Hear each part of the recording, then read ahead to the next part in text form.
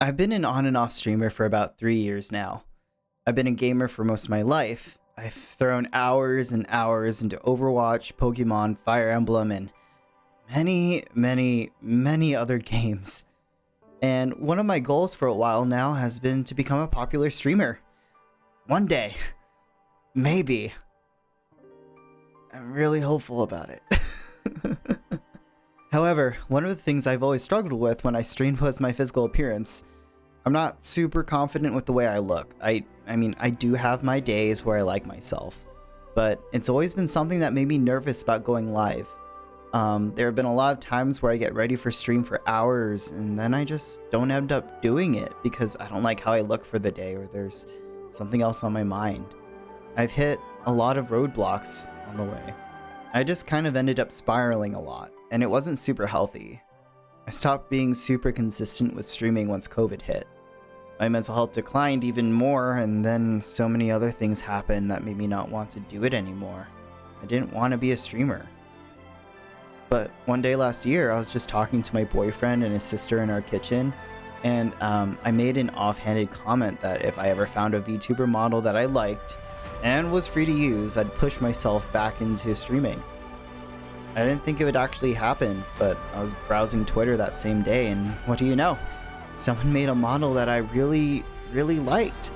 This one, and it all just kind of clicked. Being able to just sit down in front of my computer and feel like I'm always ready to stream has been super freeing.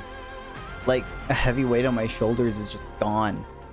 I'm still working on loving myself behind the scenes, but it just feels different to see and be able to be something else for a little while.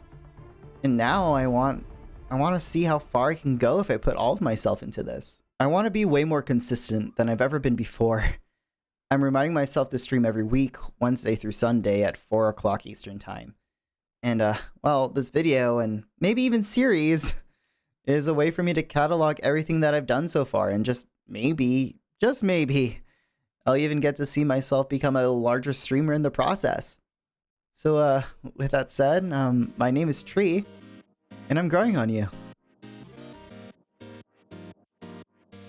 So I tend to either go for Sam, who's like a music nerd, or I'd go for Alex because he's a jock and I like being bullied. Hi, Clint. Oh my god. Woof. Woof, woof, woof. God, he's hot. Okay.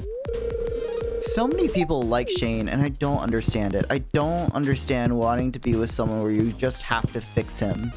I have an on and off relationship with this game. The first time that I played it, I wasn't really out of the closet yet, so I was secretly romancing Alex and Sam in my spare time. I felt like I always had to look over my shoulder every time I gave a gift to one of them. I eventually married Alex in that playthrough, but then I stopped playing entirely. Nowadays, it's kind of just this comfy game that I pull out of the box every now and then. I've had this goal in my head to make one of those challenge videos where you play 100 days of Stardew, but I always get super intimidated by how good everyone seems to be when they do those videos. Like, I barely know how to fish in this game, so I'm not sure if it's gonna be an entertaining thing to do, for something for people to watch, but you know, I might do it anyway. Regardless though, I spent the first 5 days of the game doing a mixture of farming and fishing to various levels of success. I tried really hard to introduce myself to Sebastian, but every time I came to his house, he was always in his room on his computer, so it just didn't happen.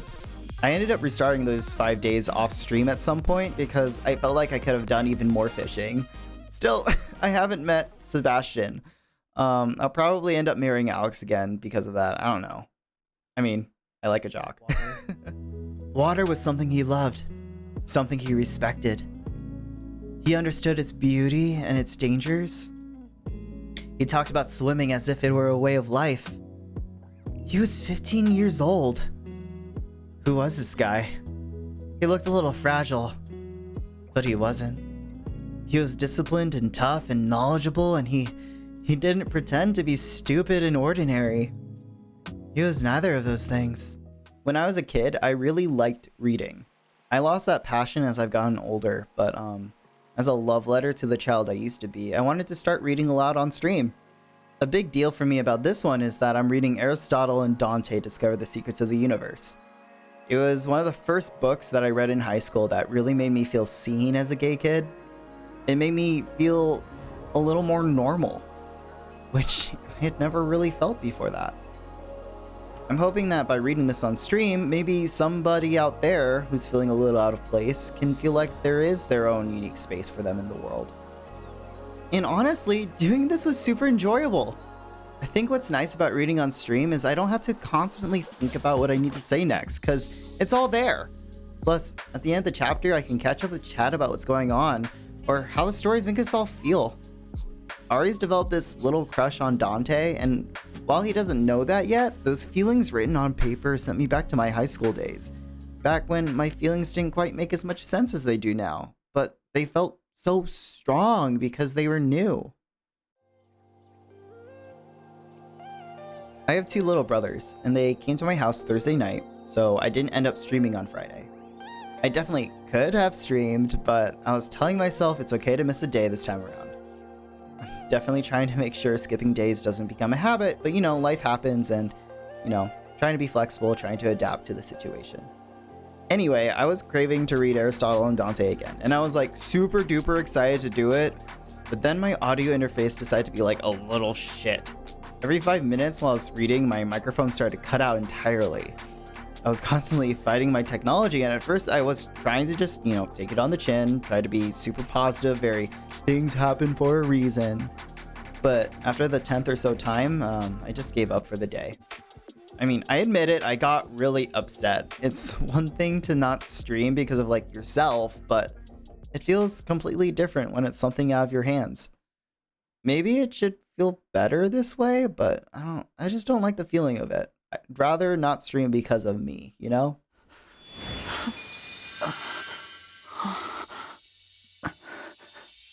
Tits. At last, you are awake. Calm down, you two. What's all of this ruckus about?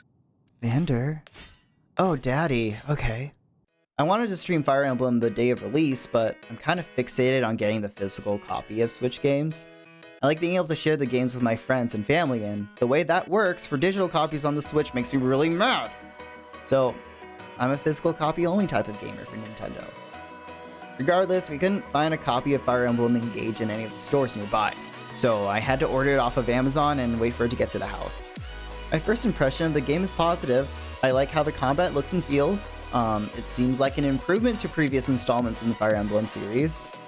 I think the character designs are fine. I really adore Clan.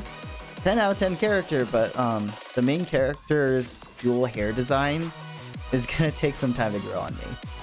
I like his voice though a lot. It tickles my ears. I'm just glad we're back to a voice-acted main protagonist. But yeah, I just wanted to take a moment to thank you for reaching the end of this video.